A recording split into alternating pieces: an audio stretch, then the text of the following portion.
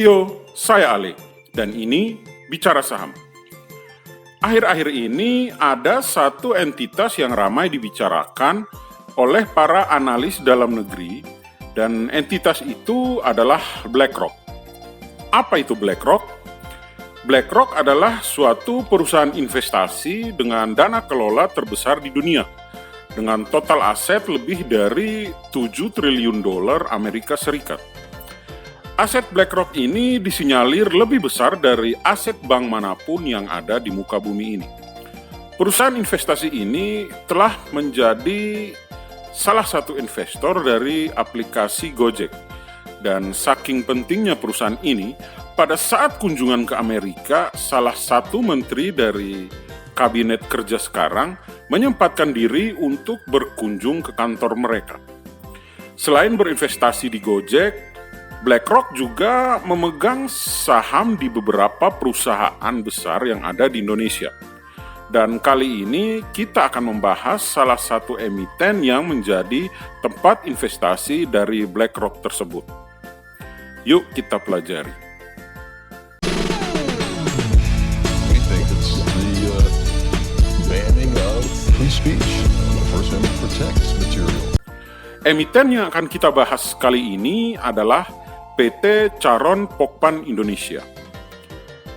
Sejak berdiri pada tahun 1972 dengan nama PT Charon Pokpan Indonesia Animal Feed Mill Company Limited, perusahaan ini terus mengembangkan diri dan pada saat ini perusahaan ini telah memiliki 8 pabrik pakan ternak, 7 pabrik pengolahan daging ayam, dan 4 fasilitas pembibitan day-old chick atau anak ayam umur sehari.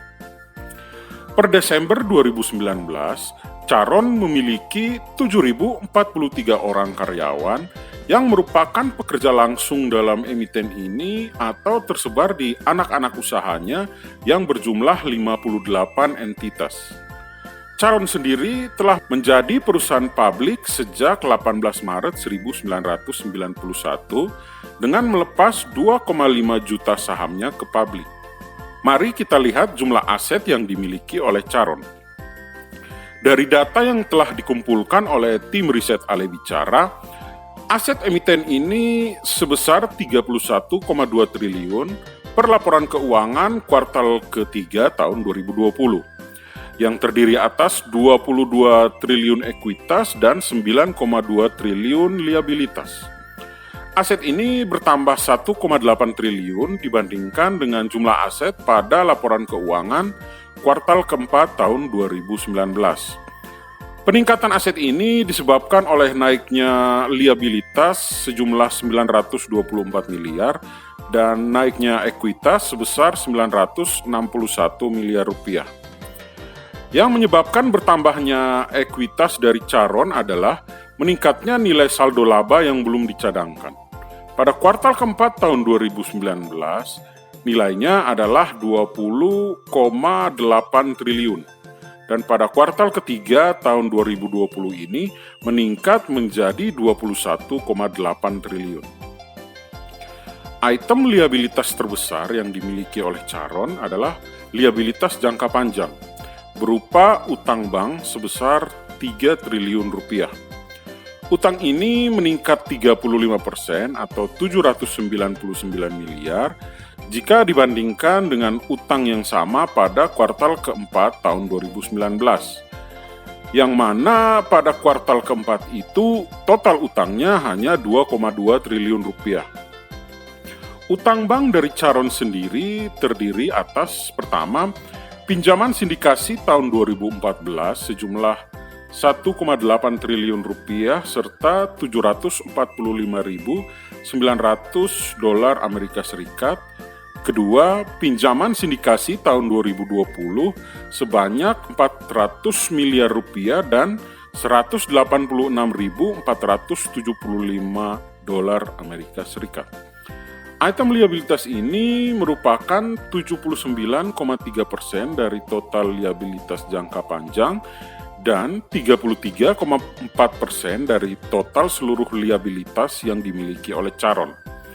Sedangkan untuk liabilitas jangka pendek, Jenis liabilitas terbesar adalah utang bank juga pada Citibank, Bank DBS Indonesia, Bank CIMB Niaga, dan Bank BCA, yang mana jumlah utangnya adalah sebesar 2,7 triliun rupiah.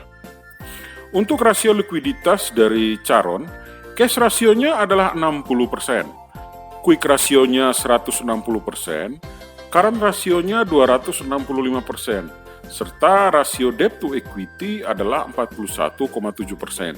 Ini berarti jumlah kas yang dimiliki oleh Charon tidak mencukupi untuk menutup utang jangka pendek. Tetapi jumlah aset lancar yang dimiliki cukup banyak dan bisa menutupi utang jangka pendek itu. Jumlah utang Charon juga tidak terlalu besar, yang mana hanya 41% dari total ekuitas perusahaan. Presentasi jumlah debt to equity rasionya itu juga lebih kecil dari presentasi rata-rata debt to equity ratio dalam 12 tahun terakhir, yang mana adalah 59,6%. Revenue dari Charon pada tahun 2019 adalah 58,6 triliun, yang terdiri atas penjualan pakan 27,8 triliun atau 47,4%, penjualan ayam pedaging sebesar 17,2 triliun atau 29,3%, penjualan anak ayam usia sehari sebesar 6,79 triliun atau 11,6%, serta penjualan ayam olahan sebesar 4,8 triliun dan penjualan lainnya sebesar 1,8 triliun. Sedangkan untuk kuartal ketiga tahun 2020, revenue yang dikumpulkan oleh Charon baru mencapai 43,2 triliun rupiah. Revenue ini menurun 1,4% jika dibandingkan dengan revenue di kuartal ketiga tahun 2019, yang mana sebesar 43,8 triliun.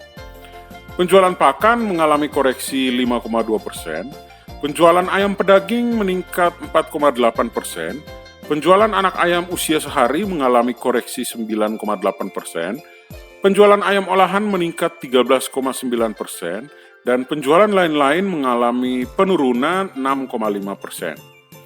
Sehingga proyeksi revenue untuk tahun 2020 hanya sebesar 57,5 triliun atau lebih rendah 2% dari revenue di tahun 2019. Potensi penurunan ini adalah sebesar 1 miliar rupiah. Pada kuartal ketiga tahun 2020 ini, laba bersih dari Charon baru mencapai 2,2 triliun, terkoreksi 10,9% atau 283 miliar dibanding laba bersih yang dihasilkan pada kuartal ketiga tahun 2019. Hal ini disebabkan karena penjualan bersih yang menurun, mengalami kerugian pada perubahan nilai wajar aset biologis, meningkatnya beban operasi lain, dan mengalami kerugian dalam selisih kurs. Karena alasan-alasan tersebut, maka proyeksi laba bersih untuk Charon untuk tahun 2020 hanya sebesar 3,3 triliun rupiah. Ini adalah penurunan laba beruntun sejak 2018. Untuk value dari Charon per akhir kuartal ketiga tahun 2020, ekuitasnya 22 triliun rupiah. Harga sahamnya Rp5.675 per lembar. Nilai buku atau book value adalah Rp1.344 per lembar saham. Nilai price to book value adalah 4,2. Dengan laba per saham sebesar Rp185, maka nilai price to earning ratio adalah 30,6. Besaran laba per saham itu menghasilkan net profit margin 5,2%, return on equity 13,7%, return on asset 9,7%. Untuk dividennya, Charon sering membagikan dividen kepada pemegang saham. Pada bulan September 2020, Charon telah membagi dividen sebesar Rp81 per lembar saham. Dengan dana yang dibayarkan untuk dividen itu sebanyak 1,3 triliun rupiah.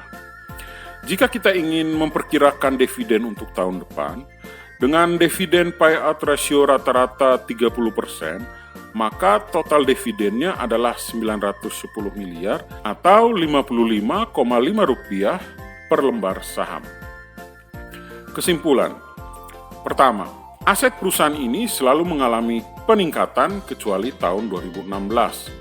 Yang perlu kita perhatikan adalah ekuitas dari Charon selalu menjadi penopang terbesar dari aset yang dimiliki. Kedua, proyeksi revenue di tahun ini berkurang 2%. Ini merupakan proyeksi berdasarkan revenue pada kuartal ketiga tahun 2020. Kita masih bisa optimis karena dari histori pendapatan Charon, pada kuartal keempat sering mengalami peningkatan yang signifikan dibanding kuartal-kuartal sebelumnya. Ketiga, proyeksi laba bersih di tahun ini terkoreksi 33% dibanding laba bersih tahun 2019. Ini adalah penurunan beruntun karena laba bersih tahun 2019 pun sudah mengalami penurunan 20% jika dibanding dengan laba pada tahun 2018. Keempat, utang dari Charon masih lebih kecil dibanding ekuitasnya, hanya 41% jika dibanding total ekuitas. Debt to equity ratio ini masih di bawah debt to equity ratio rata-rata dalam 12 tahun terakhir, yaitu 59,6%.